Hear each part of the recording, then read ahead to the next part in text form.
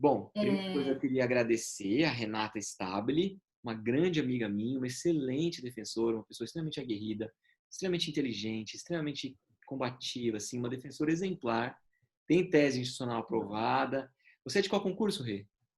Sou do segundo. Segundo concurso, defensora de barulho. 2007. E quando eu entrei na Defensoria Pública, eu lembro que, né, perdido, aquele começo, nossa, não sabia as teses, queria um monte de coisa, assim, estava estudando, né? Toda hora eu ligava, Rê, o que você tem para me ajudar? Puta, me dá uma força, me mandou várias teses, me deu várias ideias. Então, Rê, obrigado por tudo, viu? Obrigado por você ter aceito o convite. Você era uma pessoa que, desde quando eu comecei, eu falei, preciso chamar a Renata um dia aqui, porque ela é ótima. Então, você tem a palavra. Obrigado por aceitar o nosso convite. E acho que tu vai brindar todo mundo aqui com uma baita de uma aula. A palavra é sua. Legal. Não elogia muito não, senão eu fico nervosa. Tá? Pessoal, se eu me perder um pouquinho aí, vocês me perdoem, porque eu não estou acostumada assim, com esse formato de palestrinha, assim, até quando eu converso com meus estagiários para explicar as questões da VEC, tudo é sempre mesmo num tom muito de conversa, né? Não sou professora, não estou acostumada a dar aula, assim, mas eu vou tentar passar um panorama geral aí para vocês de indulto e de comutação. Vamos ver o que a gente consegue conversar aí nessas 2 horas, mas assim, depois, se precisar estender um pouco o tempo, não tem problema, tá? E vamos lá, então. Então, assim, eu acho que o Rafael já deu uma aulinha sobre, que ele abordou um pouco, né, o tema de indulto e comutação, mas só para a gente ficar todo mundo na mesma página, né? A gente vai falar sobre questões práticas aí do indulto e da comutação. E eu vou começar falando assim, qual que é a diferença entre o indulto e a comutação, né? O indulto, ele é um perdão da pena, que ele é concedido pelo presidente da República de forma coletiva e ele é concedido em decretos, né? A comutação, ela é uma espécie de indulto, ela é um indulto parcial, ela gera um perdão parcial da pena, uma redução da pena, e com isso o término de cumprimento de pena da pessoa é antecipado, né? A comutação, ela é sempre um direito subsidiário e a gente vai verificar se ela cabe depois que a gente já tiver visto se não cabe o indulto. Então, a gente vai analisar o decreto, a gente vai pegar o decreto que a gente quiser usar ali no caso, que a gente vai ver se cabe, vai começar a analisar primeiro as hipóteses do indulto. Cada decreto traz um monte de hipóteses de indulto. O decreto de 2015, por exemplo, traz 19 hipóteses. Então, você vai olhar aquelas 19 hipóteses, se o seu caso não se enquadrar em nenhuma daquelas hipóteses, aí você vai ver se cabe a comutação. Então, a comutação, que primeira informação que vocês precisam ter é essa, que ela sempre é subsidiária. E aí, tudo que eu for falar aqui sobre indulto, vale também para comutação, tá? A diferença vai ser os requisitos específicos, assim, né? Lapso, quantidade de pena, quantidade máxima de pena e tal, que são questões também que eu não vou ficar entrando muito, porque cada decreto tem requisitos específicos. E se eu fosse ficar falando de todos os decretos, de todos os requisitos, a gente não ia para lugar nenhum, né? A gente ia ficar aqui durante sei lá quantas horas e não ia ter fim. Então, por isso que eu vou passar esse panorama geral. Vou orientar vocês a lerem os decretos, né? Assim, os decretos principais, os mais recentes. E vou ensinar meio técnicas para vocês descobrirem se dá para pedir de decretos anteriores, como é que faz, né? Em cada caso. Como eu já falei, o indulto e a comutação, eles são concedidos em decretos, são concedidos pelo presidente da República. Então, não é o juiz que dá o direito. Quem dá o direito ao indulto e à comutação é o presidente da República. E o que o juiz vai fazer? Ele vai só declarar o direito. Ele vai ver se a pessoa que a gente está defendendo preenche aqueles requisitos e vai declarar o direito. Por conta dessa decisão ser declaratória, tem uma série de consequências que a gente vai conversar melhor ao longo da conversa aí, Mas uma coisa muito importante do fato de a decisão ser declaratória é que o juiz ele não pode inventar requisito. Ele não pode escolher não dar o indulto ou não dar a comutação porque ele não gostou, porque ele discorda, né? Não que eles efetivamente não façam isso. Na prática, eles acabam fazendo isso também, né? Assim, muitas vezes a gente tem que brigar muito para ter uma coisa que está completamente clara ali no decreto e os juízes se recusam a aplicar e você tem que fazer agravo, tem que depois fazer HC para o STJ, às vezes HC para o STF, para conseguir uma coisa que era só o juiz aplicar o decreto, assim, sabe? Porque uma coisa que eu falo muito na execução é que eu não quero milagre nenhum. Eu só queria que o juiz aplicasse a lei. Eu só queria que o juiz aplicasse decreto, aplicasse literalmente, assim, não quero teses mirabolantes, não quero muita coisa. Eu só quero o mínimo, né? Que o juiz aplique a lei, que ele aplique os termos do decreto, enfim. Mas voltando. Como a competência de concessão de indulto e de comutação é privativa do presidente da República, outras pessoas não podem criar requisitos para a declaração desse direito, né? E aí a gente entra numa primeira polêmica, que é a seguinte: dá para pedir indulto de crime hediondo? Há controvérsias, né? A gente, como defesa, entende que sim, né? Por quê? Porque a Constituição, ela não veda indulto para crime hediondo. O que ela veda para crime hediondo é a graça. A graça, ela é uma espécie muito específica de indulto, que é um indulto individual, que é concedido pontualmente pelo presidente para algumas pessoas em situações muito específicas. O indulto, ele é um instrumento de política criminal, ele é coletivo. E como a Constituição não limita a hipótese de concessão de indulto para crime hediondo, se o presidente quiser, ele pode colocar no decreto de indulto dele, no decreto que ele vai fazer a cada ano, ele pode colocar uma hipótese de concessão de indulto para crime hediondo, sim. Né? A lei infraconstitucional, né, a lei de crimes hediondos e a lei de drogas, elas prevêem que não cabe indulto para crime hediondo e para os crimes equiparados.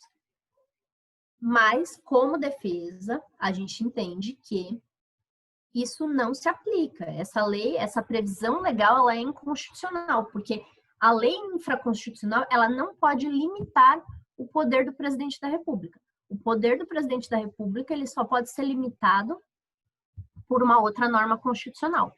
Então, por que eu aceito que não cabe graça para crime hediondo? Porque a própria Constituição impede que seja concedida graça para o crime hediondo. Mas se a Constituição não impede indulto para o crime hediondo e a competência para conceder indulto é do presidente e ela está na Constituição, ele pode fazer, né? Só pode limitar um poder constitucional uma norma que também seja constitucional. Mas, enfim, essa é uma questão polêmica. Nos decretos, normalmente existe a previsão de indulto para crime hediondo somente quando é indulto humanitário, que aí é para pessoas que tenham doenças terminais, pessoas cegas, pessoa que ficou paraplégica. Tem uma série de hipóteses ali que o presidente pode prever, né? E ele pode, então, a gente entende que pode, e isso a gente consegue ganhar no STJ, né? Essa questão de indulto humanitário para crime hediondo. Se o presidente previu no decreto, a gente consegue ganhar com alguns juízes. E quando não consegue com juízes, em algumas poucas câmaras do Tribunal de Justiça de São Paulo. E quando não consegue no TJ, no STJ, a gente consegue obter esses indultos. Mas, como eu estou dizendo, em tese, o presidente ele pode conceder um indulto para crime hediondo, mesmo que não seja indulto humanitário. Poder, ele pode, né? Mas, assim, eles nunca tiveram essa ousadia, e aí eles acabam concedendo só para o caso do crime hediondo mesmo. E aí a gente tem essa dificuldade em conseguir ganhar na prática ali esse direito, né? Mas, enfim, somos incansáveis, né? Se existe a possibilidade, a gente vai pedir. E é isso. Vamos lá, então. Nos últimos anos, assim, há mais de 15 anos, sempre existe um decreto de final de ano que eles chamam de indulto de Natal, né? Mas não é obrigatório que o decreto saia no final do ano. Como a competência é privativa do presidente da República, é ele que vai escolher. Se ele quiser fazer em setembro, se ele quiser fazer na Páscoa, se ele quiser fazer na época que ele quiser, ou inclusive se ele não quiser fazer, como no caso do Bolsonaro, não vai ser feito, né? Assim, não tem como a gente obrigar ele a fazer e nem impedir que ele faça da forma como ele entende que é cabível, né? Mas só para vocês terem uma ideia, em 2017 e em 2018, além desse decreto que normalmente sai no final do ano, teve decreto de Dia das Mães, e específico para mulheres, né? São vários requisitos ali, mas era possível até em algumas situações para pessoas que não fossem mães, mas só para mulheres, né? E aí em 2018 foi o primeiro ano que a gente não teve um decreto de final de ano, um decreto geral para todas as pessoas que cumprem pena, né? O Temer, no finalzinho do mandato dele, ele decidiu que não faria esse decreto de final de ano.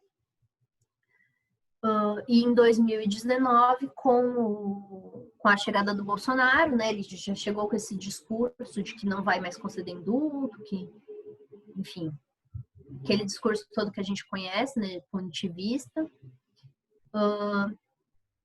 E aí, em 2019, ele acabou publicando 2 decretos de indulto, mas foram só... ele publicou um em fevereiro, que foi só indulto humanitário, né? Com umas hipóteses bem restritas, só aplicável para alguns crimes. Esse indulto humanitário do Bolsonaro não aplica para crime hediondo, não aplica para crimes que eles chamaram ali de crimes com grave violência, que nem se sabe o que é isso, né? Porque a lei penal não tem nenhum crime com grave violência. Sempre a gente vê violência ou grave ameaça, né? Então, acho que eles tentaram também que não fosse aplicado para o roubo, mas acabou, assim, por falha de técnica mesmo, eles fizeram essa atrapalhada e aí saiu no texto lá que o indulto humanitário não pode ser concedido para crimes com grave violência. E aí, o que é grave violência, né? Assim, tipo, uma coisa totalmente subjetiva para o juiz analisar se a violência daquele roubo especificamente foi grave ou não. Mas, enfim, eu acho que a ideia deles ali era impedir que também fosse para o roubo, para extorsão mediante sequestro, enfim. Mas não impede, né? Porque se teve grave ameaça, mas não teve violência, cabe, né? Mas, enfim, em 2019 a gente teve só essa hipótese aí teve algumas hipóteses de indulto humanitário. E no final de 2019, saiu um outro decreto, né, também prevendo hipóteses de indulto humanitário. E aquela situação esquisita de ter um indulto que fosse aplicável só para policiais, né? E, enfim, a tendência, acho que nos próximos anos é essa, de a gente não ter mais decretos tão interessantes, né, que contemplem tantas hipóteses. E isso acaba contribuindo para o superencarceramento, né? Porque se a gente tem uma política que é o indulto, na verdade, ele serve justamente para esvaziar a prisão, né? Ele acaba sendo uma política criminal que tem essa finalidade de esvaziar mesmo, porque, enfim, a gente está nessa situação de superlotação constante, né? E aí o presidente ali naquela discricionariedade dele, ele pode avaliar quem é que já pode parar de cumprir pena agora para a gente dar espaço para outras pessoas entrarem, né?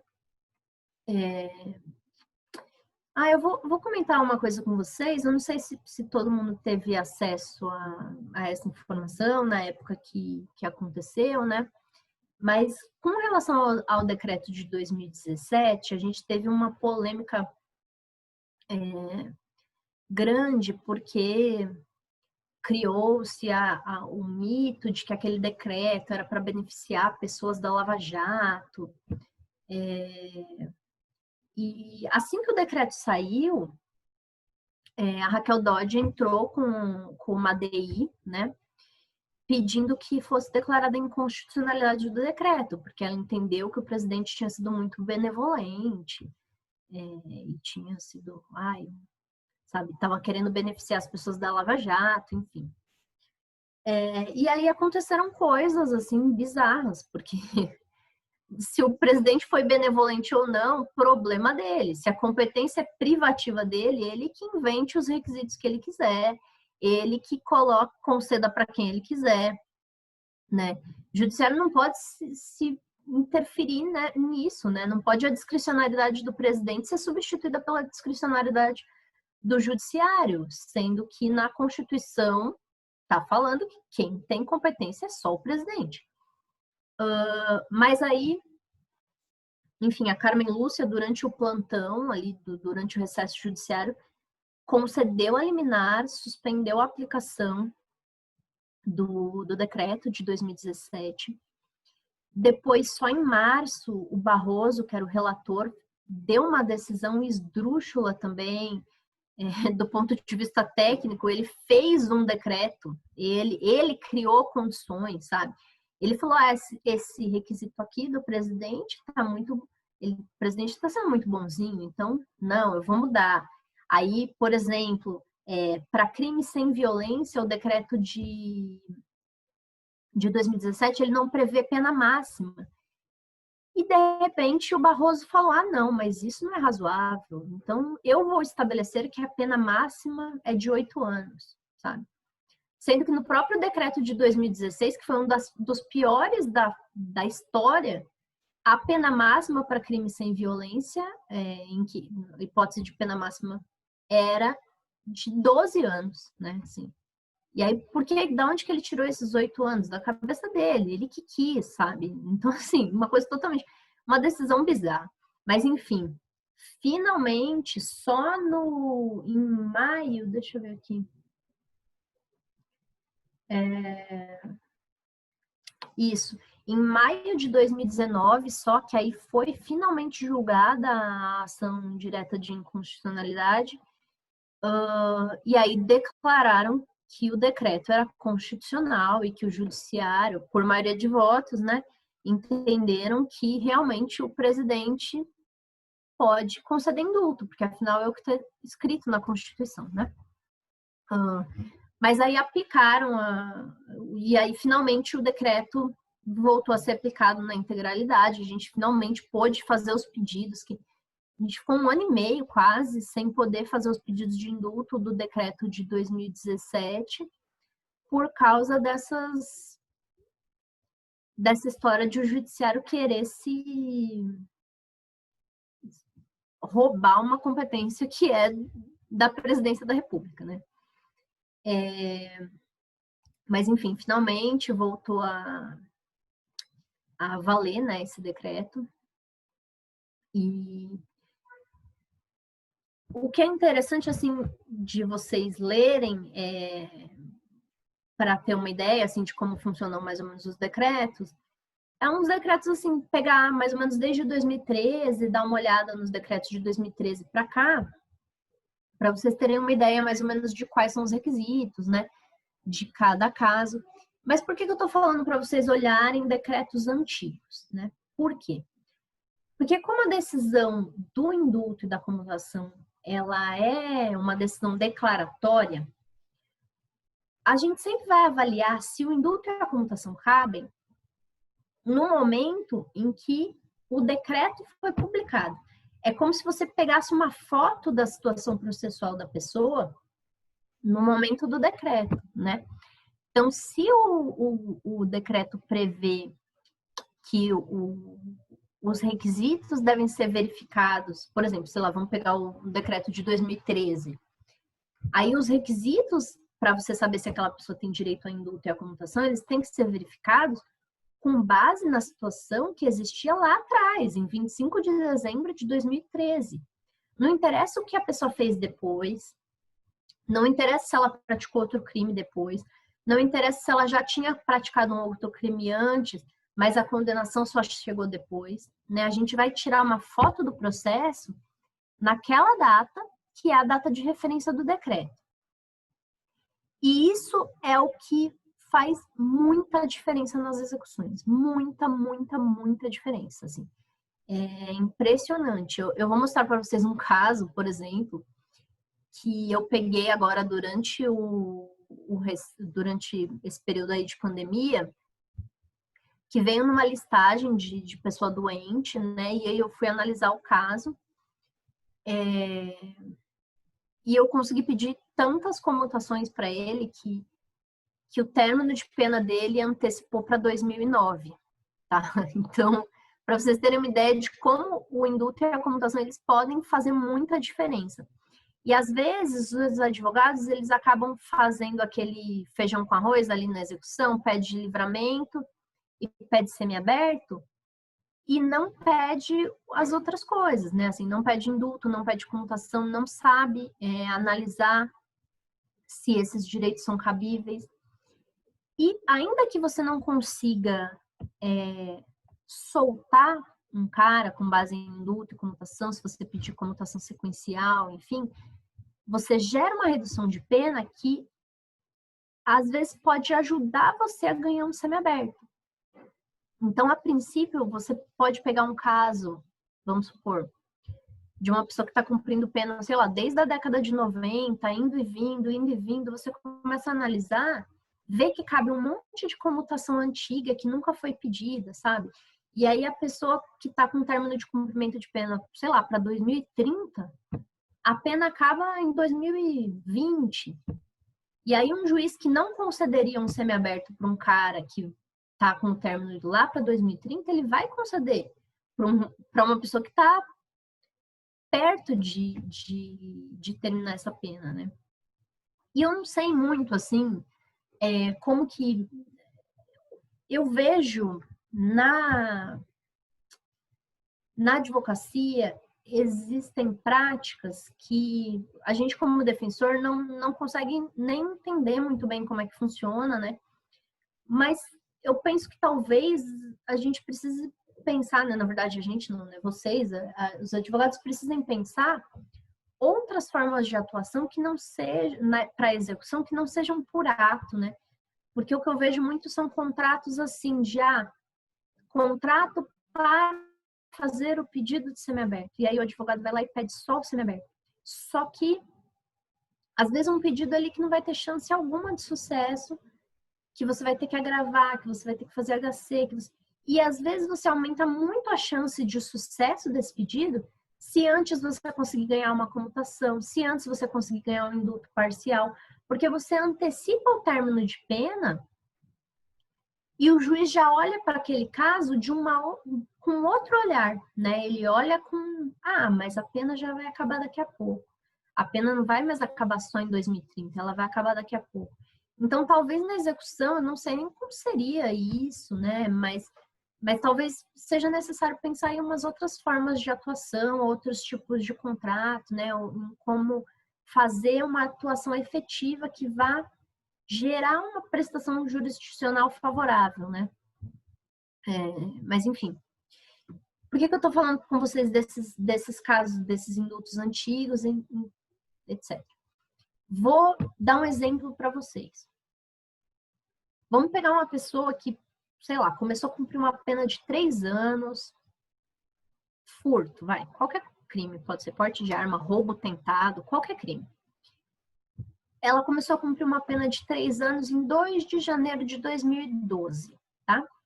Essa pena de 3 anos ia terminar no dia 1º de janeiro de 2015, tá? Antes de terminar essa pena, vamos supor aí que, sei lá, em janeiro de 2014, ela consegue uma condicional ou um regime aberto, enfim, vai pra rua. Pouco tempo depois, em 2014 ainda, sei lá, em fevereiro de 2014, ela comete um novo crime, vamos supor, um tráfico, e recebe por esse crime uma pena de 5 anos, tá? Quando eu pego esse processo, vamos supor que eu peguei esse processo no comecinho de 2015. Eu acabei de ver que chegou a sentença do segundo crime, então ela está com 3 anos lá atrás por furto, e na sequência ela tem por um crime que ela praticou em 2014, enquanto ela estava no regime aberto, ela recebeu uma pena de 5 anos por tráfico, tá? Quando eu pego esse processo no comecinho de 2015, eu olho e eu falo, poxa, ele é primário ainda, mas ele nem cumpriu 2/5 da pena do crime hediondo. Eu não consigo fazer um pedido de semiaberto para essa pessoa. Eu não consigo fazer um pedido de condicional, eu não consigo pedir nada, exceto indulto ou comutação. Por quê? Porque para o indulto e para a comutação, diferente do que acontece no semiaberto e na condicional, eu não vou avaliar a situação que existe hoje. Eu vou avaliar a situação que existe no ano de cada decreto. Então, nesse exemplo específico que eu estou dando, quais são os requisitos do decreto de 2013? A principal hipótese de indulto do decreto de 2013 é pessoa que cumpre pena até 8 anos, tenha cumprido 1/3 da pena antes de 25 de dezembro de 2013, não tenha praticado falta grave nos 12 meses que antecedem a publicação do decreto. Eu olho ali e vejo que em 2013, no dia 25 de dezembro de 2013, essa pessoa preenchia todos esses requisitos para conseguir o indulto sobre essa pena desse primeiro crime. E aí eu peço o indulto sobre essa pena desse primeiro crime. E se o juiz aplicar o decreto, como ele deve fazer, ele vai declarar esse direito. O que acontece na sequência? Como essa decisão é declaratória, o término de cumprimento dessa pena, desse primeiro crime, ela também vai retroagir para a data do decreto. Então, ela não vai, essa primeira pena, ela não vai terminar hoje, no dia que o juiz falou, fulano de tal tem direito ao indulto. Não, ela já terminou lá atrás, quando o presidente falou, a pessoa que preenche esses requisitos vai ter direito ao indulto. Como essa decisão é declaratória, o término de cumprimento de pena, ele retroage para a data do decreto. E a situação jurídica dessa pessoa muda completamente.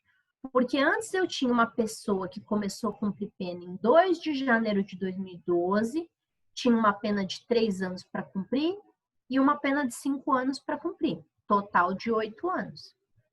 Ela só ia começar a cumprir essa pena de 5 anos depois que ela terminasse de cumprir a pena anterior, certo? E com isso ela ia terminar de cumprir essa pena, a pena toda, né, juntando as 2 penas, dia 1º de janeiro de 2020. Ia somar as 2, ia dar um total de 8 anos, término 1º de janeiro de 2020.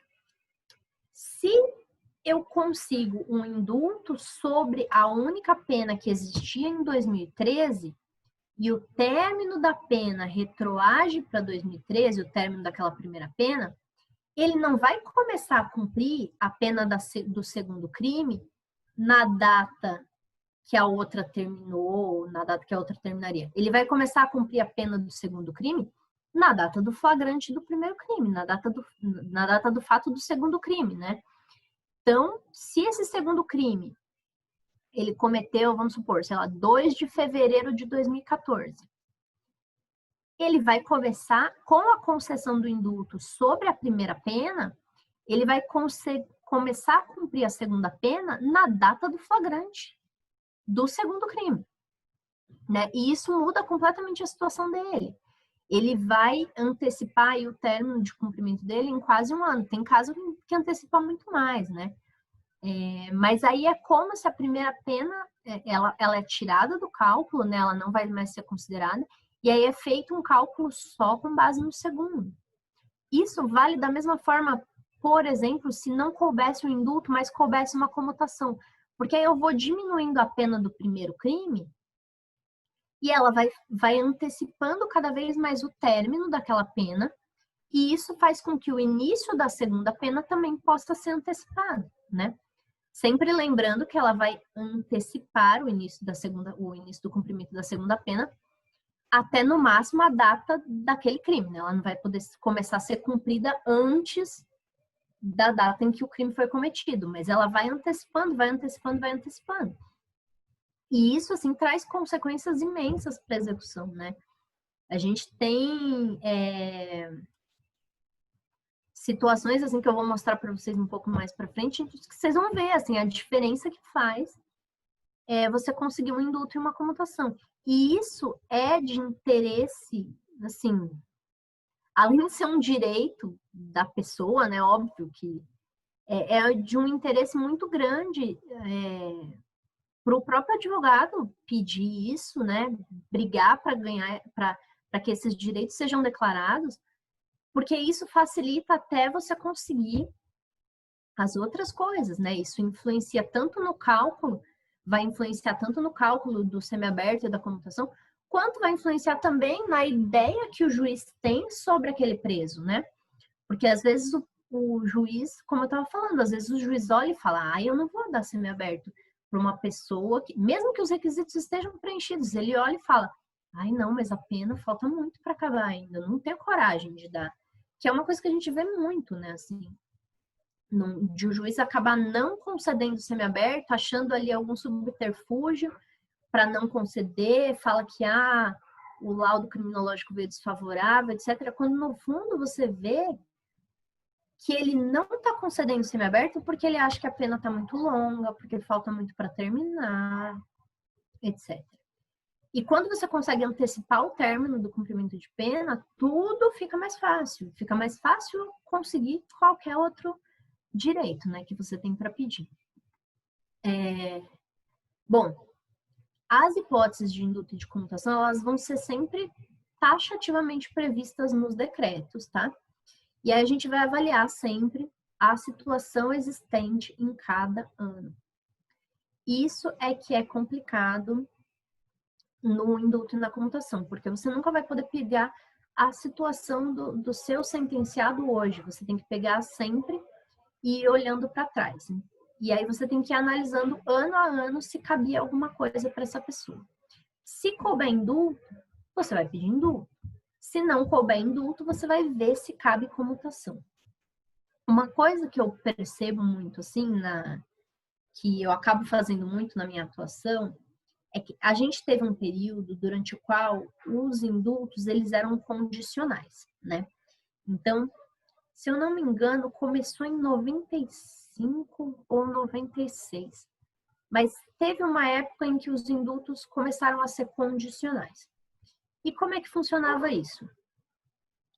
Era estabelecido um prazo para o aperfeiçoamento do indulto, como se fosse na condicional.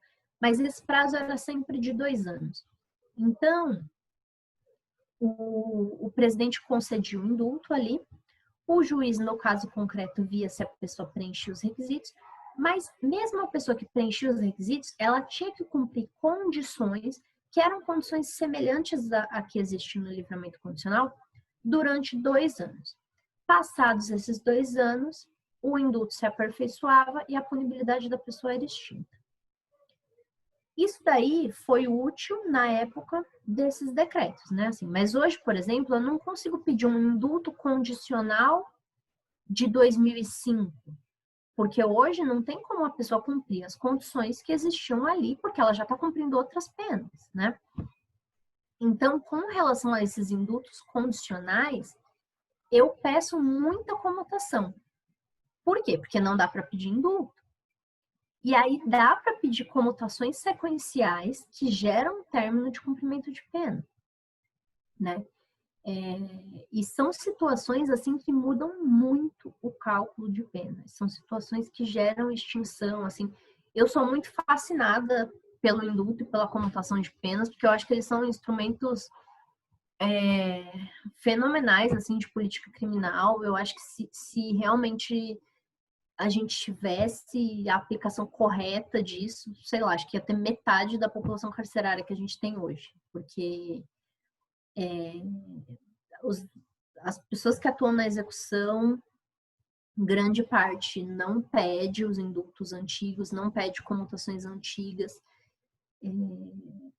Dá trabalho, é cansativo, às vezes a gente tem que brigar muito para conseguir, mas é direito do preso, né? Assim, é direito da pessoa que está cumprindo pena e traz resultados muito bons, né?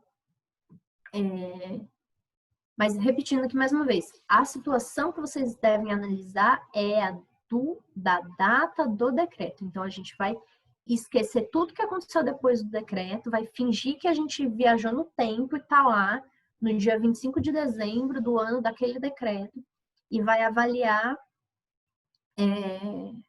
os requisitos ali. Lembrando que eu estou fazendo referência aqui muito ao indulto de Natal, porque é o que é mais comum que o indulto seja de Natal, assim, pelo menos faz uns 15 anos que, exceto em 2018, 2019, mas assim, faz uns 15 anos que, tipo, sempre tinha decreto de indulto de Natal, então por isso que eu...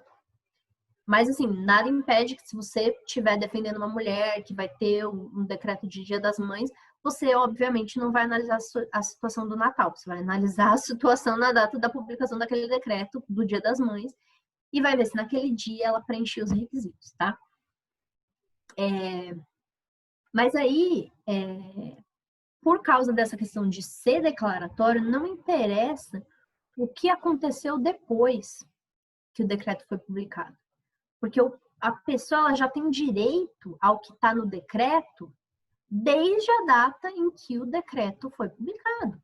Ela não vai sumir esse direito porque a gente demorou para pedir, porque eu não sabia que cabia, porque eu peguei o processo só hoje, né?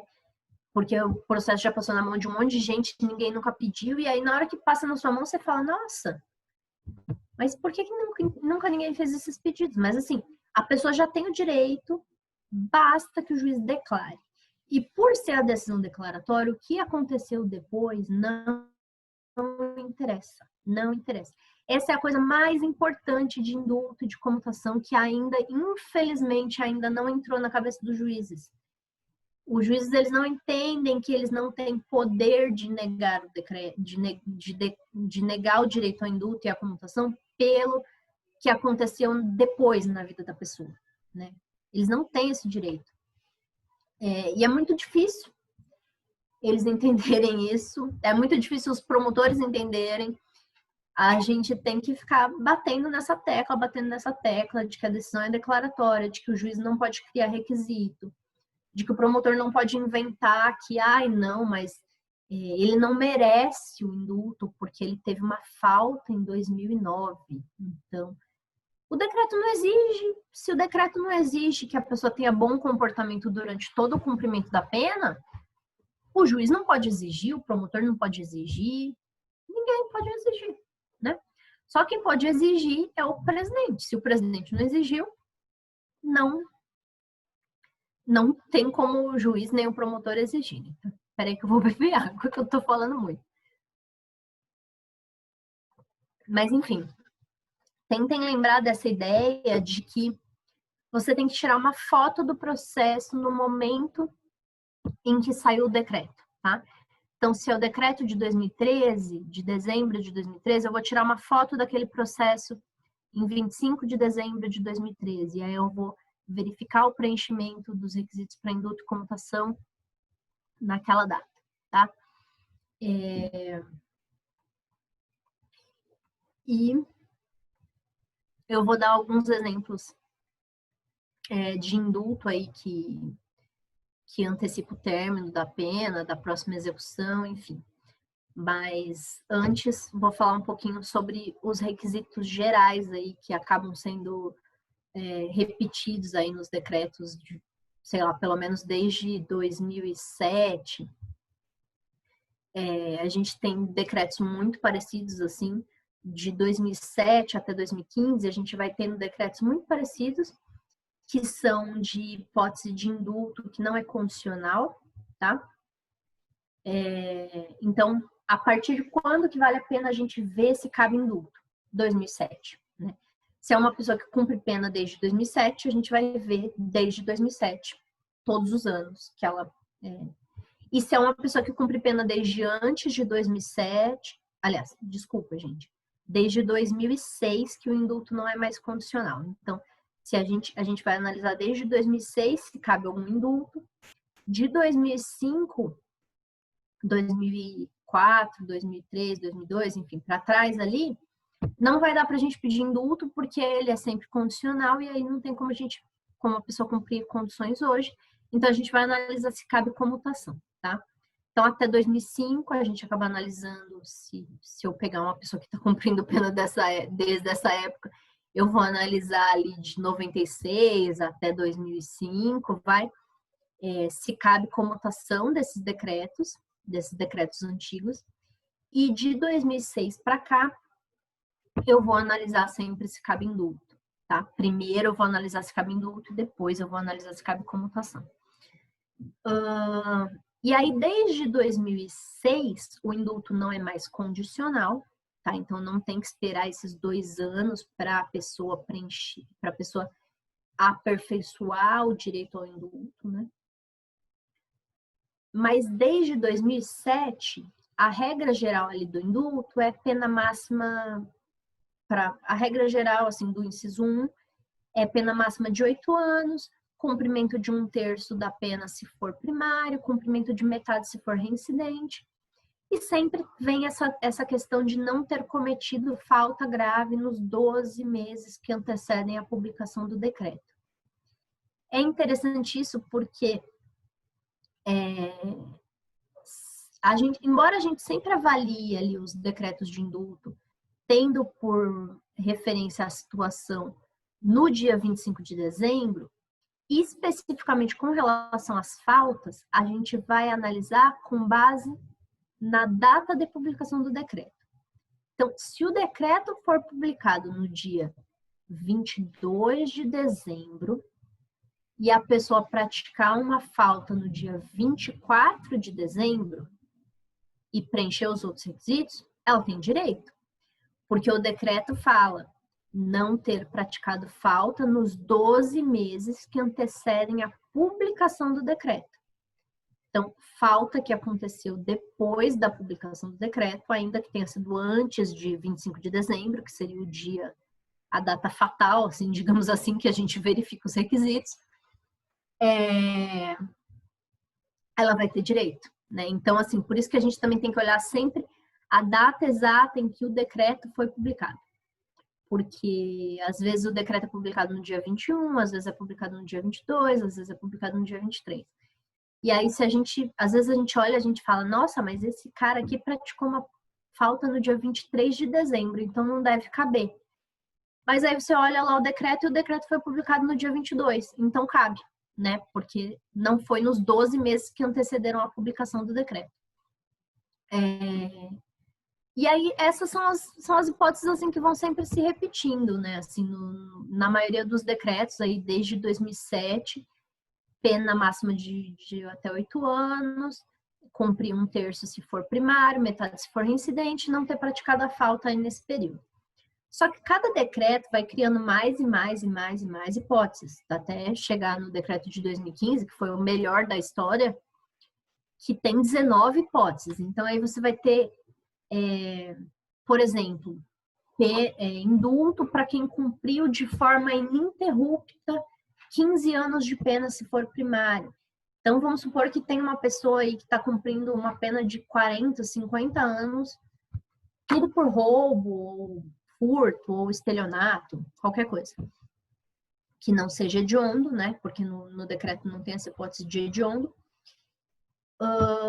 ela vai ter direito ao indulto se ela tiver ficado cumprindo essa pena durante 15 anos ininterruptamente. Se ela não fugiu nenhuma vez, ela consegue indultar uma pena de 100 anos, tendo cumprido 15, né? Enfim, mas assim, são muitas hipóteses.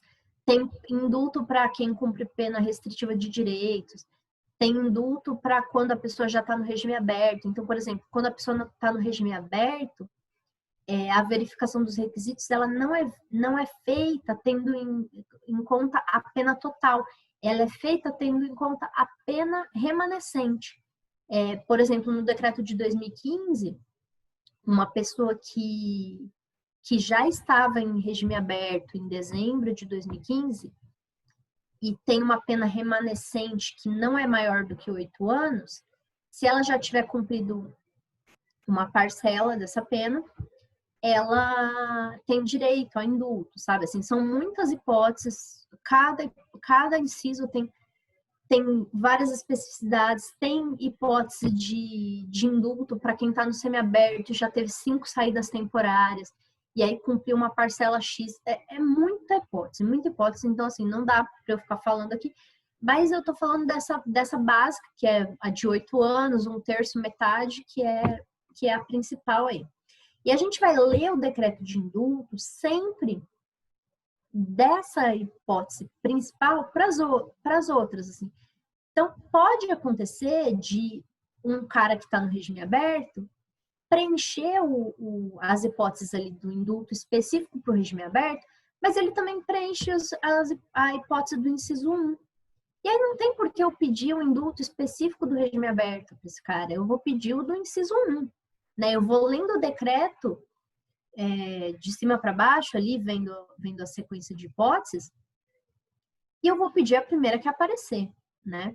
Não existe essa, não, mas ele está no regime aberto, então eu tenho que ver se ele preenche os requisitos da hipótese do regime aberto. Não, se ele preencher a hipótese do inciso 1, eu vou pedir a do inciso 1, né? E aí, depois que eu olhar todas as hipóteses de indulto, se não couber nenhuma hipótese de indulto, eu vou pedir a comutação. Nos decretos de 2016 e 2017, não existe mais essa hipótese de indulto geral, né?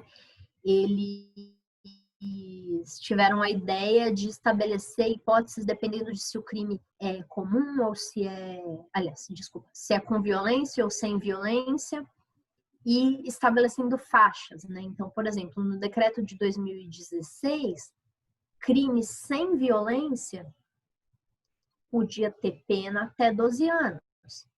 E aí cumpria, deixa eu ver aqui, 1/4 se fosse primário, 1/4 de uma pena de até 12 anos. E se fosse reincidente, 1/3 por crime sem violência, né? No decreto de 2017, que foi que gerou aquela polêmica, que falaram que era específico para Lava Jato, que ia beneficiar as pessoas da Lava Jato e tal, o Temer não previu pena máxima. Então, assim, se a pessoa está cumprindo pena sem violência, pena de crime sem violência, não tem pena máxima para o indulto. Ela pode ter 100 anos de condenação de corrupção, que se ela cumprir o lapso de 1/5 para primário ou 1/3 para reincidente, ela vai ter direito ao indulto, né? Por isso que gerou todo esse rebuliço, né? Porque as penas da Lava Jato são todas por crime sem violência. Mas assim, até na época que saíram as reportagens sobre os assuntos, fizeram um levantamento, assim, tinha uma pessoa da Lava Jato que podia ser beneficiada pelo decreto. Então não foi uma coisa voltada para esse público, né? Porque tinha a questão dos outros requisitos, do cumprimento das frações, né? Então pensa, uma pena de 100 anos, a pessoa não vai ter cumprido 1/5 da pena até 2017, né? Ela vai cumprir lá para frente, enfim. Mas Aí aconteceu toda essa questão, né, da ADI, de ter suspendido a aplicação, depois finalmente voltou, como eu tinha falado para vocês lá em cima, né? Uma outra questão relacionada a indulto e comutação é que até 2012 existia nos decretos a previsão de que antes de conceder o indulto e a comutação, o juiz precisava de um parecer do Conselho Penitenciário, tá? Mas a partir do decreto de 2013, não tem mais essa previsão da necessidade do parecer do Conselho Penitenciário. O Ministério Público continua pedindo o parecer, falando que a lei de execução penal prevê que precisa de parecer, enfim. Mas a lei de execução penal, quando ela trata dessa questão de parecer, na verdade, ela trata do indulto individual, né? Ela trata de graça, na verdade, de um procedimento ali que tem que ouvir tem para concessão de graça, e aí ele fala que tem que ouvir o Conselho Penitenciário. Mas aí temos aquela questão, né? O procedimento da graça, ele não se aplica para o indulto. Uma coisa é uma coisa, outra coisa é outra coisa. Se a Constituição não exige parecer do Conselho Penitenciário e a atribuição é do presidente da República, se o presidente quiser pedir o parecer, ele pede. Se ele não quiser, ele não pede, né? E aí, desde 2013, eles perceberam que, na verdade, esse parecer só servia para atrasar, porque o parecer, assim, a partir do momento em que os requisitos para o indulto e para a comutação passaram a ser objetivos, não tem razão para o Conselho Penitenciário, que é formado por médico, psicólogo, até defensor público já foi integrante do Conselho Penitenciário, enfim. Ele é uma equipe multidisciplinar ali, mas não tem por que essas pessoas opinarem sobre requisitos que são objetivos. Esse parecer do Conselho, ele só fazia sentido quando era necessária uma avaliação subjetiva, né? E, em alguns decretos, muito antigamente, existia essa necessidade, por quê? Porque tinha que ser feita uma avaliação subjetiva de se a pessoa merecia o indulto, né? Mas desde que esses requisitos passaram a ser meramente objetivos, não tem por que um médico opinar sobre isso, um enfermeiro, um psicólogo, qualquer pessoa. Ninguém tem que opinar sobre isso, né? Porque é só o juiz ver se estão preenchidos os requisitos e declarar o direito. Então, a partir de 2013, não existe essa exigência do parecer. Os decretos, eles não falam de parecer. E se o promotor quiser que faça parecer, se o juiz quiser, é motivo de briga, porque se o presidente não pediu, o promotor não pode inventar que quer, o juiz não pode inventar que quer, né? Vou falar um pouquinho sobre a questão da falta grave, né? Como eu tinha falado para vocês, os decretos, eles prevêem sempre que são ausência de prática de falta grave nos 12 meses que antecedem a publicação do decreto. E o que pode ser essa falta? Um descumprimento de condição de regime aberto, um celular encontrado na cela da pessoa, posse de droga, qualquer coisa que seja falta grave, ou mesmo um novo crime que também é equiparado à falta grave, né, pela lei de execução penal. Então, naquele exemplo lá que eu dei para vocês, da pessoa que cumpria a pena desde 2012 e praticou um crime em 2014, esse novo crime praticado durante o cumprimento do regime aberto da primeira pena, ele é uma falta grave. E por causa dele, eu não poderia pedir um indulto de 2014, por exemplo, porque ele é uma falta grave praticada ali no período previsto pelo decreto. Mas eu posso pedir de 2013, poderia pedir de 2012, se em 2012 já tivesse o lapso, né? Porque quem estabelece os requisitos é o presidente, porque não se exige o bom comportamento. O que se exige é a ausência de prática de falta grave naquele período aí, né? E aí, a partir de 2009, os decretos passaram a prevê que além de a falta posterior não prejudicar, né, o pedido, que a falta cometida, mesmo dentro do período do decreto, ali desses 12 meses, ela só pode impedir o direito se ela já tiver sido homologada judicialmente, né? Na prática, a gente não consegue fazer com que isso seja aplicado, porque o juiz dá um jeito ali de homologar a falta, de apurar, e aí julga prejudicado, fala que não dá para analisar o indulto, porque a falta já foi homologada. Então, às vezes, acontece de eu pego um caso em que a falta ainda não está homologada, faço o pedido, como na data do decreto a falta não estava homologada ainda, o juiz teria que declarar o direito. Mas aí ele homologa a falta e não fala que não dá para conceder o indulto, enfim, isso daí a gente acaba não ganhando em recurso, infelizmente. Tem coisas que a gente não ganha.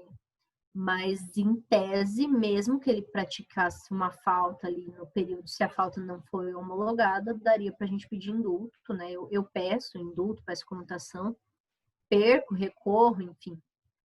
É possível, né? Como os juízes não entendem muito bem essa questão, ou não querem entender, não sei, do caráter declaratório, com o tempo, os decretos eles foram prevendo mais situações ali, eles foram especificando melhor as situações para deixar mais claro que essa decisão é declaratória. Então, por exemplo, em 2010, no decreto foi incluída uma previsão de que a prática da falta depois da publicação do decreto não impede a declaração do direito, né? Depois da publicação do decreto não impede a declaração do direito. Que era uma coisa que não precisava estar no decreto, porque se o decreto já fala que é a falta nos 12 meses que antecedem, obviamente que todas as faltas que estejam fora desse período não devem ser consideradas, né? Mas precisa dizer o óbvio, né? E aí eles começaram a colocar essa previsão, tá? Vou falar um pouquinho agora, rapidamente, sobre a questão do cálculo de comutação de pena, que é uma coisa que é bom ficar atento também. Por quê? Porque de 97, mais ou menos, até 2015, os decretos eles sempre trazem uma previsão assim de que quem cumpriu cumprir um quarto da pena é primário, vai ter o direito à comutação de um quarto. E quem cumprir um terço, até a publicação do decreto, ali até 25 de dezembro, e for reincidente, vai ter a pena comutada em 1/5. 1/5 e 1/4 do quê? Depende do decreto, tá? Então, alguns decretos antigos, por exemplo, 2002, 2003, tem uns decretos assim, que eles preveem essa comutação de 1/4, de 1/5 sobre o total da pena, né? Que geram um impacto muito grande. Outros decretos prevêem que essa redução é sobre o remanescente. Então, praticamente todos aí desse período aí que se começou em 97 até 2013, eu acho. Não, desculpa. Até 2008,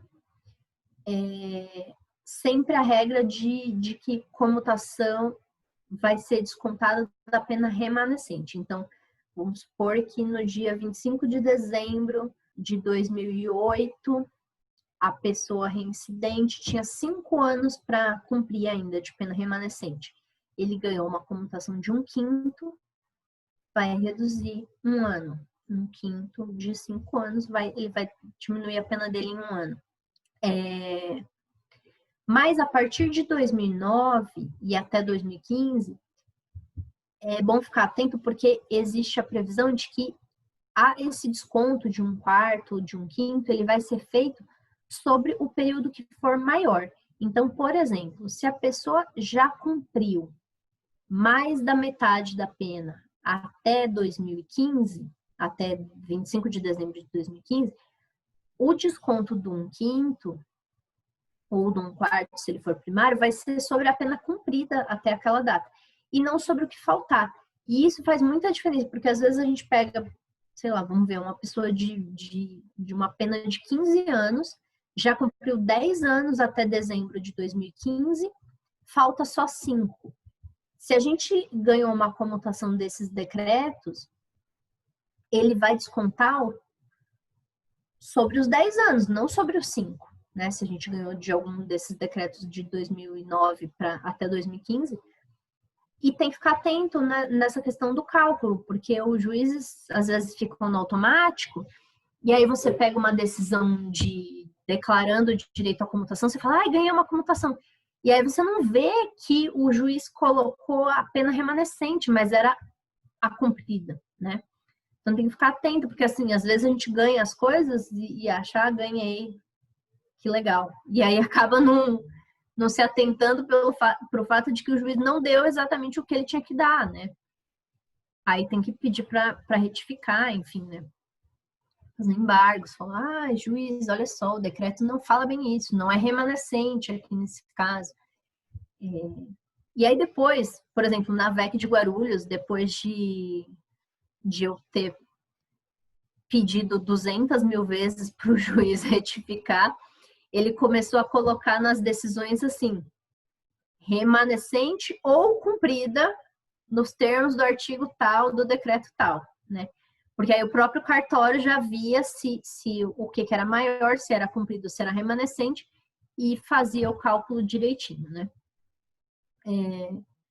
Como eu estava falando para vocês, é muito comum que os decretos prevejam tanto indulto quanto comutação, né?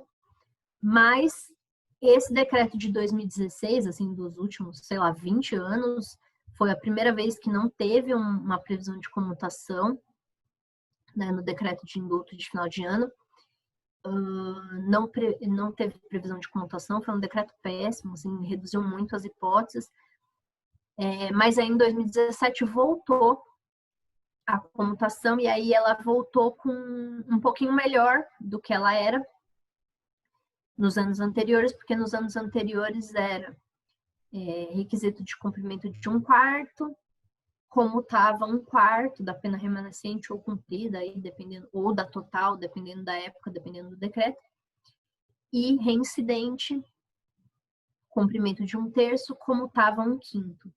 No decreto de 2017, a única coisa melhor dele é essa questão da comutação, porque ele estabeleceu que primário, né, se a pessoa fosse primária, cumprir 1/4, a comutação é de 1/3. E para reincidente, cumprir 1/3, a comutação é de 1/4. Então, aumentou aí a quantidade de redução, né? Mas ele também excluiu essa possibilidade de o desconto ser sobre a pena cumprida, voltou a ter só essa hipótese de ser sobre a pena remanescente. Vou falar só de mais uma questão aqui, antes de mostrar para vocês os casos, que é uma polêmica com relação ao decreto de 2017. Tá? O decreto de 2017, ele foi muito mal redigido, não sei quem fez, mas assim, tem coisas que não dá nem para você entender o que eles querem dizer com a afirmação. E aí, no meio dessa redação do decreto de 2017, saiu uma previsão de que, em tese, não é possível conceder a comutação de 2017 se a pessoa já ganhou outras comutações. Para mim, isso é só uma confusão na redação, é uma atrapalhada ali que eles fizeram. Mas, enfim, está prevalecendo esse entendimento de que se a pessoa ganhou a comutação dos decretos anteriores, ela não pode pedir a comutação do decreto de 2017. Em Guarulhos, especificamente, que é a vara que eu atuo, na verdade, tanto na vara de execuções de Guarulhos, quanto no DECRIM 1, né? E no DECRIM 1, eu perco esse pedido que eu faço quando a pessoa já ganhou comutação de outros anos. E em Guarulhos eu ganho porque o juiz entendeu o que eu estou dizendo, entendeu o que a confusão que é o decreto e seguiu meio que uma lógica de proporcionalidade, assim, porque não faz sentido nenhum o decreto proibir comutação para quem ganhou comutação anterior e não proibir indulto, que é mais favorável, né? Então, assim, a pessoa pode ganhar indulto de 2017 se ela ganhou uma comutação de 2015.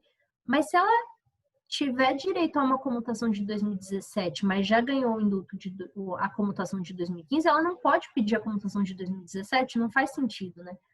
Se ela pode o mais, por que ela não pode o menos?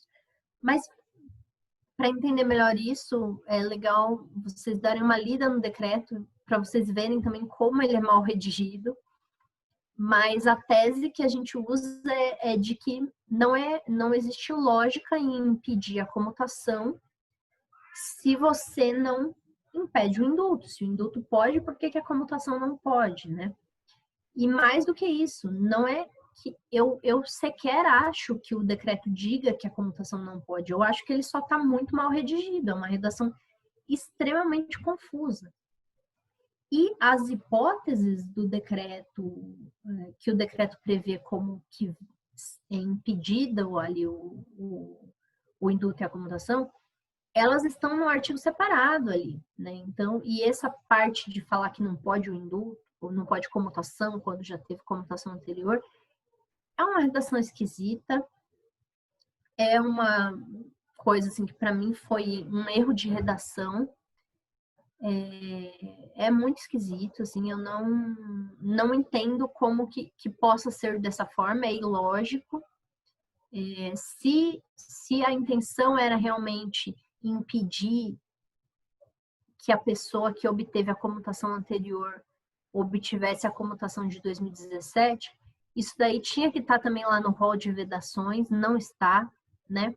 Mas, enfim, até no STJ já estou perdendo isso, é muito complicado, mas não custa pedir, né? Eu peço, se der certo, deu, se não der, eu recorro, se eu faço HC, enfim, vamos ver o que a gente pode conseguir ali.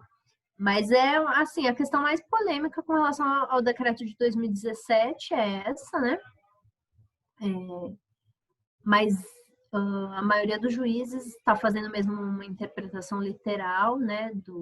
O dispositivo é o artigo 7º, parágrafo único do decreto de 2017.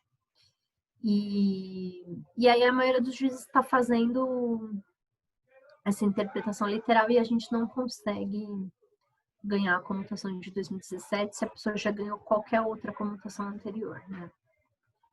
Mas seguimos lutando. Há um último ponto que eu esqueci de falar, é a respeito de que eu tinha falado lá atrás, né, de que normalmente os presidentes não prevêem possibilidade de indulto de comutação para crime hediondo. Porém, existe uma possibilidade de indulto de comutação quando a pessoa cumpriu uma parte do crime hediondo, se ela também tiver um crime comum junto, né? Então, vamos supor que a pessoa está condenada por um tráfico e um roubo, né? Ela vai conseguir um indulto ou a comutação sobre a pena do roubo se, além de preencher aqueles requisitos todos do indulto relativos à pena do roubo, ela também tiver cumprido 2/3 da pena do crime do tráfico, né? Então, aí a gente consegue fazer os pedidos desde que a pessoa tenha cumprido aí 2/3 da pena do crime do tráfico. De novo, lá no decreto de 2016, que foi muito ruim, assim, para os nossos sentenciados, não existe essa previsão. Então, lá no decreto de 2016, tem a previsão de que para ele obter o indulto ou a comutação sobre o crime comum, ele tem que primeiro ter cumprido toda a pena do crime hediondo, né?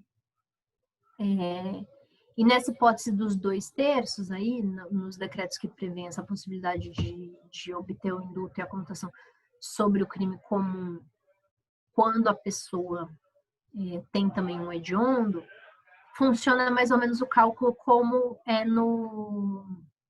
no caso do livramento condicional, né? No livramento condicional, quando você tem um crime comum e um hediondo, você vai cumprir 2/3 do hediondo, mais 1/3 do comum, se você for primário, ou metade do comum, se você for reincidente, né?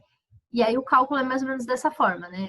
É similar, você faz o cálculo ali de quando deu os 2/3 do hediondo, e a partir do momento que deu esses 2/3, você faz o cálculo com base na pena do crime comum, né? Mas a maioria dos decretos, aí vocês vão ver, tem essa previsão de ter cumprido 2/3 do hediondo para poder fazer o pedido. E aí, o indulto e a comutação, eles vão ser concedidos somente sobre o crime comum, né?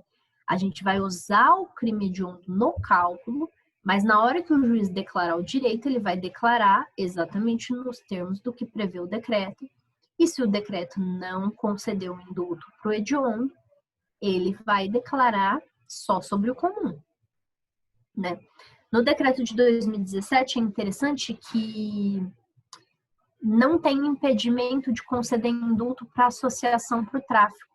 Então, às vezes a gente pega uma pessoa que é primária, recebeu 5 anos para o tráfico e 3 anos para associação. Se em 25 de dezembro de 2017 ele tiver cumprido já 2/3 do tráfico e mais 1/3 da associação, eu consigo o indulto sobre a pena da associação. E aí essa pena da associação some do cálculo e aí fica só a pena do tráfico para a pessoa cumprir, tá? Bom, como eu tinha falado, eu recomendo que vocês leiam aí pelo menos os decretos de 2013 para cá, assim, 2013, 2014, 2015, 2016 e 2017. Os de 2018 tem só a hipótese lá do indulto de Dia das Mães, né? E em 2019, só a hipótese de indulto para humanitário.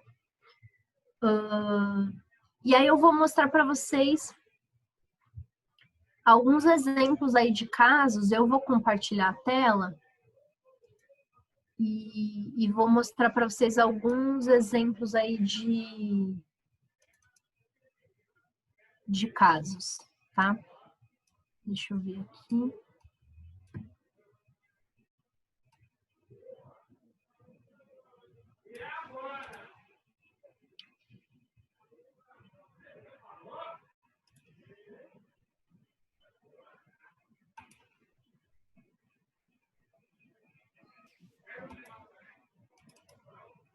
Bom, eu vou... Vocês estão conseguindo ver?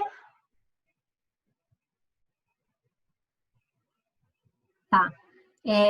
Bom, esse caso aqui que eu estou mostrando para vocês é de um caso em que eu veio na lista de presos com problema de saúde e eu vi que cabia prisão domiciliar, cabia um monte de indulto, na verdade um monte de comutação antiga e que essas comutações poderiam gerar o término de cumprimento de pena, tá? Eu vou passar bem rapidinho isso daqui, porque essa parte toda aqui é relativa ao pedido de prisão domiciliar. Mas qual que é a história dessa pessoa? Ele estava cumprindo uma pena. Em 2010, ele conseguiu livramento condicional. E aí, o término de cumprimento de pena dele estava lá para frente. Ele tinha que cumprir pena ainda durante muito tempo, antes de extinguir o livramento condicional. Em 2014, ele parou de cumprir as condições do livramento condicional, o livramento condicional foi revogado, e aí foi cumprido um mandado de prisão contra ele só em 2019, tá?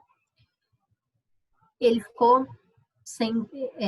quando ele foi recapturado, teve essa revogação do livramento, e por causa disso, o período todo que ele esteve em livramento até a hora que ele foi recapturado, então esse período que começou no dia 24/6/2010 até o dia 21/8/2019, ele foi considerado como tempo de interrupção, porque foi de quebra de livramento e entrou no cálculo como interrupção de cumprimento de pena, tá?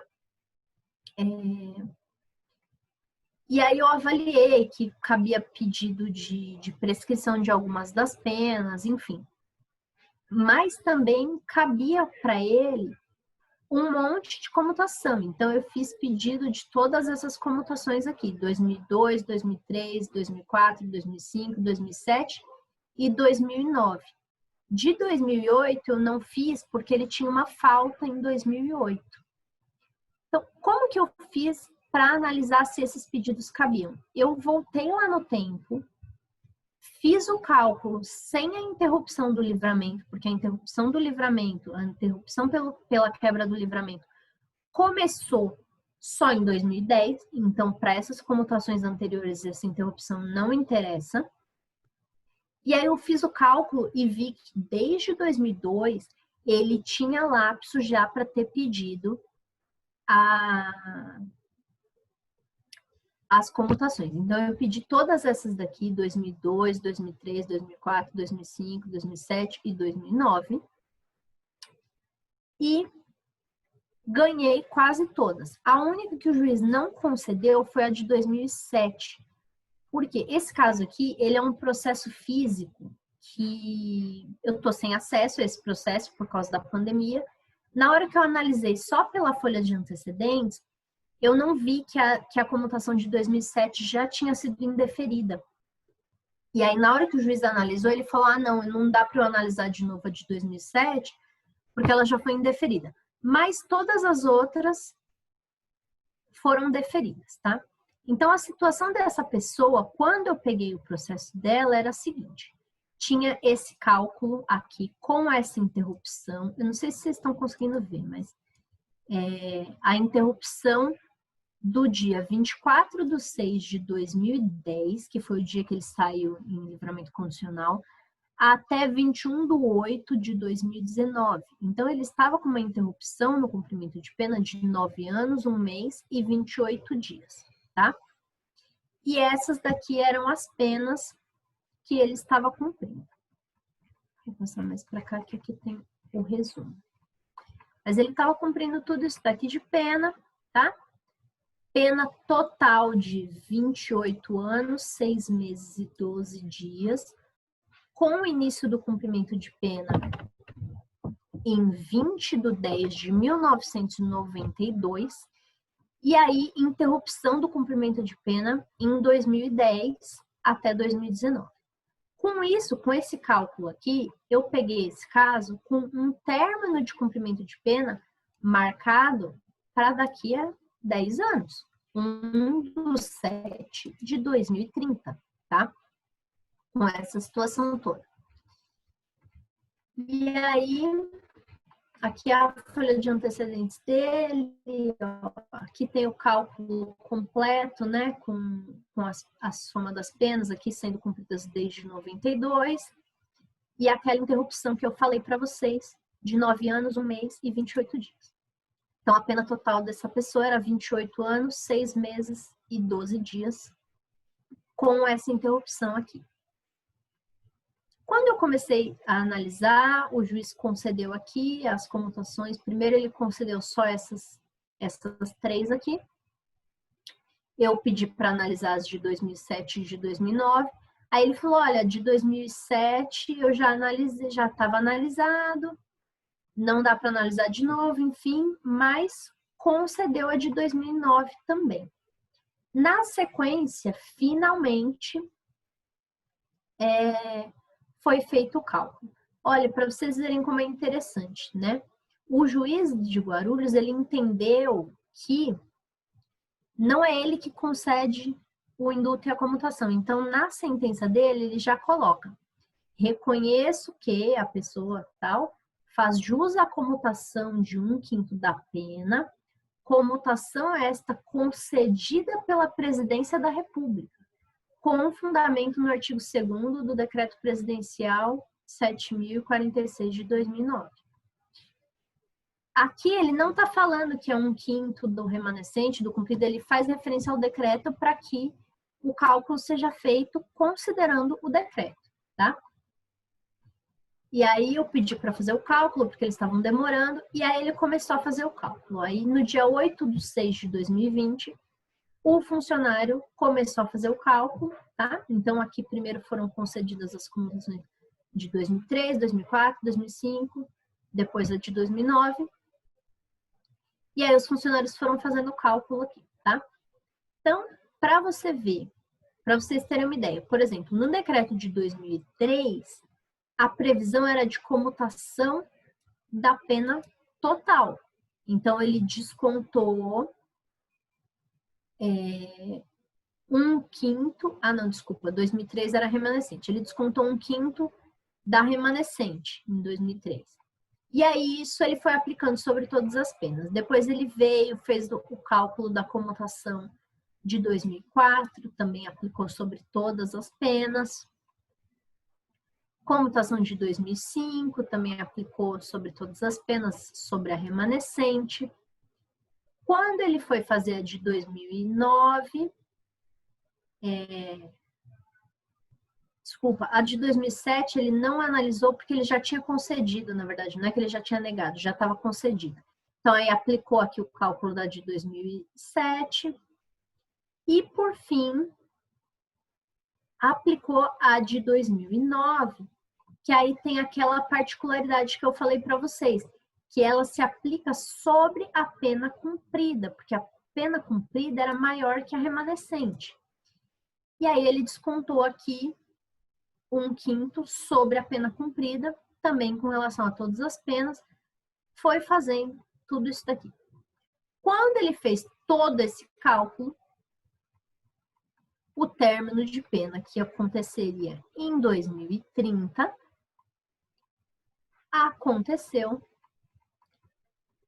dia 6/11/2009, antes de ele conseguir o livramento condicional.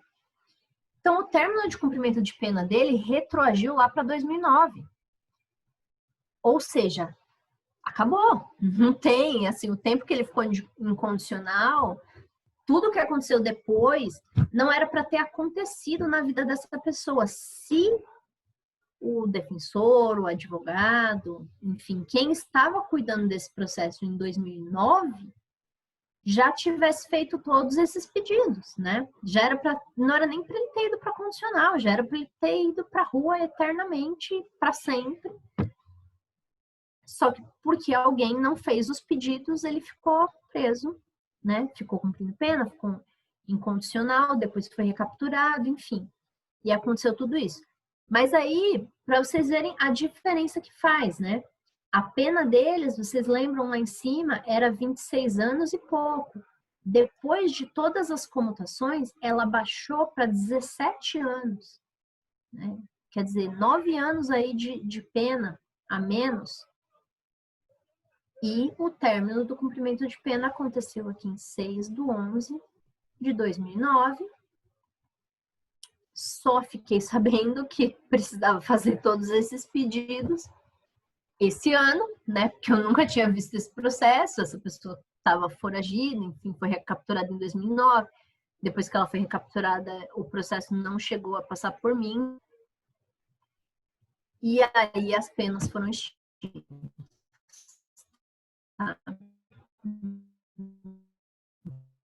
Ter tido um término de pena lá em 2009, ela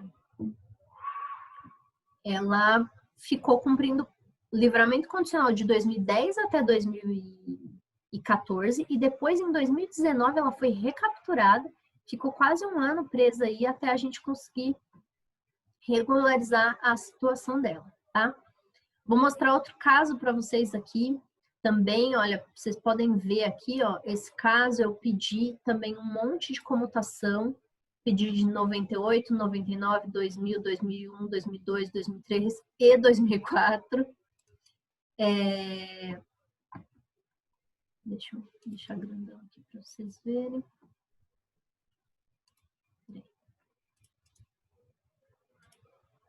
Calma. Aí. Aí eu fiz o pedido aqui, analisando, né, cada decreto, cada situação, quais eram os requisitos em cada ano. Esse daqui, infelizmente, como eu não tenho mais acesso ao processo físico, eu não vou conseguir mostrar para vocês qual que era a pena anterior, tá? Só vou conseguir mostrar para vocês o resultado final. Mas o fato é o seguinte, essa pessoa estava cumprindo pena fazia muito tempo, tá? O primeiro contato que eu tive com esse processo foi em 2014. Eu fiz os pedidos de comutação. E aí os pedidos, além desses daqui, eu ainda fiz de outros decretos depois. E os pedidos foram julgados e o cálculo foi feito, tudo só em 2016. Porque era um processo gigantesco, ficou indo e voltando, o Ministério Público pedindo coisas, enfim. Mas o fato é o seguinte, com as comutações sequenciais, aconteceu o término de cumprimento de pena das execuções 1 até 7 para uma data anterior à prática do crime da 8ª execução, que era um crime hediondo. Então, quando eu ganhei esse monte de comutação, aqui vocês estão vendo 98, 99 tal, vai vindo aqui o cálculo, vai fazendo o cálculo, acabou todas as penas da execução 1 até a 7, antecipou o término para o dia 15, aliás, 17/5/2002, tá? E aí o crime da 8ª execução, ele aconteceu em 2005.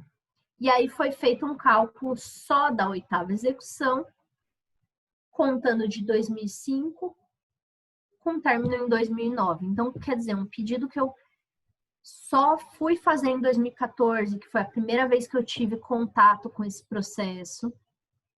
O pedido só foi julgado em 2016, sendo que desde 2009, se tudo tivesse sido feito no tempo correto, essa pessoa já estaria na rua desde 2009, né?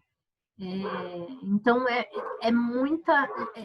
eu sou muito apaixonada por esse tema justamente porque ele traz muita consequência, né? E agora eu vou mostrar para vocês, tem um monte de casos aqui que eu separei para mostrar, mas enfim, tá, já são quase 9 horas, também quero abrir para vocês falarem. Vou mostrar para vocês um outro que eu fiz agora também durante a pandemia, aí, durante o meu trabalho de home office, que é esse caso aqui, olha. Quando eu peguei o processo, ele estava nessa situação no cálculo, tá? Execuções 3, 4 e 5 somadas. Essas execuções 3, 4 e 5 tinham a seguinte situação. A execução 3, o crime tinha sido no dia 16/10/2014. A execução 4, no dia 5/5/2013. E a execução 5, o crime foi no dia 7/8/2017, tá? Então, o que eu fiz quando eu peguei esse processo? Eu olhei, pensei, dá para eu pedir indulto, comutação de 2017? Não, porque teve um crime novo em 2017 e isso faz com que a pessoa não possa pedir a comutação relativa a esse ano, né? E aí, eu olhei se dava para pedir de 2015.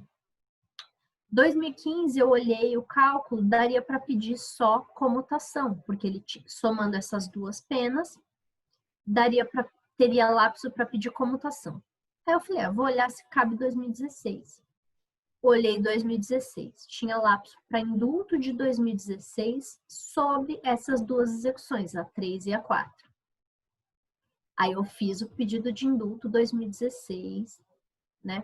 Na verdade, esse caso aqui ainda teve uma particularidade, porque o cálculo estava errado, que na terceira execução eles estavam considerando uma pena de 3 anos, mas eu conferi o acórdão e já tinha tido uma redução na pena e não tinha sido considerada no cálculo. Mas enfim, aí eu apresentei o cálculo, né, com a pena reduzida, somando a execução 3 e a execução 4, a pena total era 3 anos, 4 meses e 10 dias, tá? Aí tinha uma detração aqui para descontar e eu fiz o cálculo para indulto 2016. vi que em 2016 ele já tinha cumprido metade dessas penas que existiam em 2016. Porque isso que é o importante, é você ver o que existia em 2016. O que ele fez em 2017 não interessa para o decreto de 2016, tá? Então, aí em 2016 ele tinha preenchido esses requisitos, pedi indulto sobre as penas das execuções 3 e 4 e que com a declaração do direito fosse anotado o término de cumprimento de pena lá atrás, 25 de dezembro de 2016. E depois que elaborasse o cálculo só da quinta execução, com o início de cumprimento de pena no flagrante da quinta execução, que foi 7/8 de 2017. Aí eu até botei já o cálculo aqui para o juiz ver como é que ficaria também só da quinta execução, tá? E depois eu pedi para analisar o regime aberto, né, considerando só a pena que vai ficar para trás, né, a pena que é a única pena que vai continuar em execução, tá?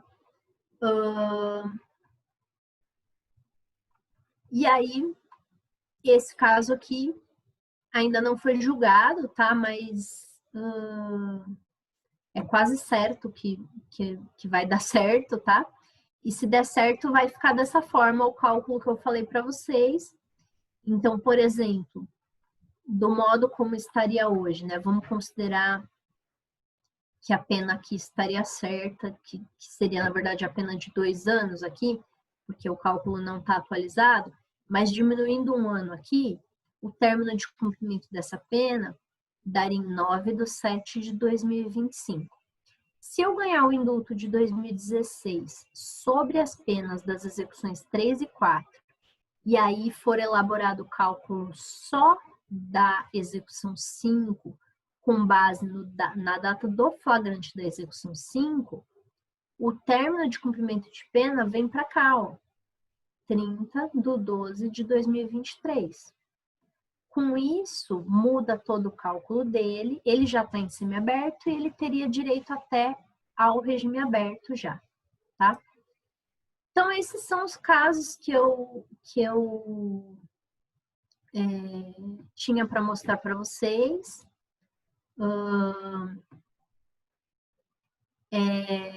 Só queria pontuar mais uma questãozinha que é assim, que eu falei várias vezes sobre a questão dos crimes hediondos e esqueci de comentar especificamente sobre isso, que é assim, a gente tem que verificar sempre se o crime era hediondo na data em que ele foi cometido, né? Então, eu posso pedir um indulto de 2015, por exemplo, para uma pessoa que praticou um homicídio qualificado em 93, porque em 93 o homicídio qualificado não era hediondo, né? Então, se o decreto ele só está falando que não cabe para o hediondo, eu posso pedir. Se o decreto falasse especificamente não é cabível para o homicídio qualificado, aí eu não poderia pedir. Mas se ele faz referência a não é cabível para hediondo, eu posso pedir, né? Então a gente tem que tomar bastante cuidado com essas questões dos termos que são utilizados, do que é vedado, do que é permitido. E é isso, assim, eu acho que o que tinha de principal para falar é isso, né? Lembrando que, assim, mesmo que a pena já esteja extinta, dá para pedir indulto, porque antecipa o término, né? E isso daí vai gerar reflexo na reincidência. Porque como antecipa o término, também vai antecipar o término do período de... Aliás, também vai antecipar o início do período de reabilitação, né? De a pessoa deixar de ser reincidente. Mas é isso. Falei muito, acho que o que dava aí para falar, tem muito mais coisa sobre o tema, assim, é um tema que eu gosto bastante. Mas acho que o principal é isso, assim, para vocês terem um norte aí de como começar, de como fazer esses pedidos, né?